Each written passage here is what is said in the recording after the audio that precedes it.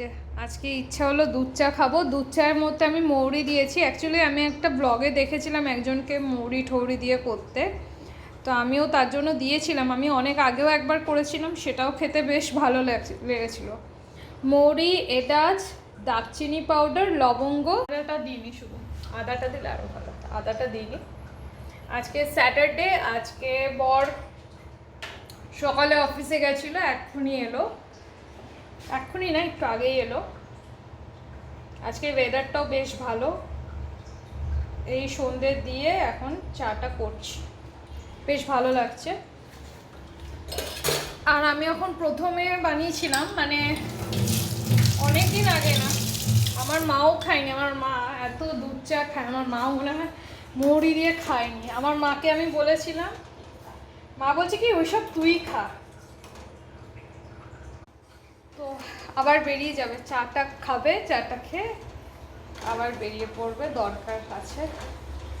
তো চাটা তাই জন্য আমি করছি, চাটা করে একসাথে খাবো।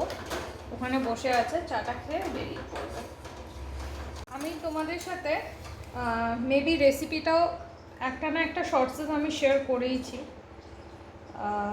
এই মিল্ক টিয়ের রেসিপি। বেশ দারুণ লেগেছিল সেদিন, আমি খেয়েছিলাম, জাস্ট ওয়াও লেগেছিল সেদিন। আমি আমার বর খেয়েছিলাম, বেশ ভালো লেগেছিল। যারা মিল্ক টি খেতে পছন্দ করো, আমি অবশ্য এখন অত বেশি খাই না, খুব দরকার মানে খুব খেতে ইচ্ছা করলে খাই। তো আমি নাহলে মিল্ক টি আমি ছেড়ে দিয়েছি খাওয়া।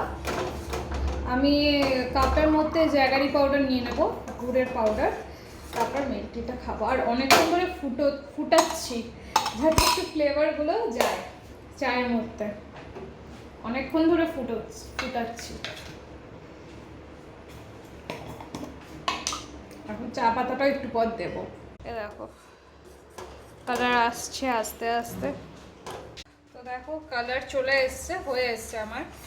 আর এখানে বর ঢালছে জ্যাগারি পাউডার। আমার চা করা হয়ে গেছে, বর এখানে জ্যাগারি পাউডার ঢেলে দিচ্ছে কাপের মধ্যে। তারপর আমরা এই চাটা ঢালবো, নাহলে না কেটে যায়, বয়েল করলে কেটে যায়। তো চলো ভিডিওটা বেশি বড় করব না, তো এখন ঢেলে নিই চাটা। এই যে দেখো আমার চা রেডি। সো চা খাওয়া কমপ্লিট হয়ে গেছে, বর বেরিয়ে গেছে আর বৃষ্টি পড়ছে।